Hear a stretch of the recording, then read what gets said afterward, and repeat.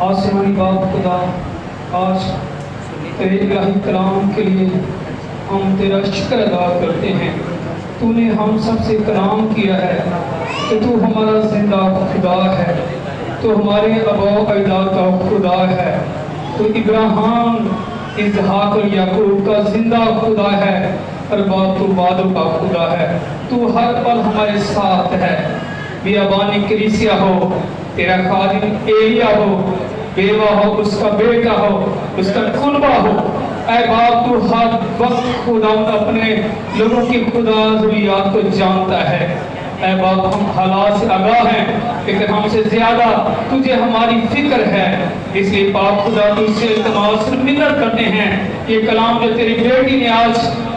ایمانداروں تک پہنچایا ہے، یہ شخصی خاندانی کلیسیائی طور پر خدا زندگی میں رقم ہو جائے۔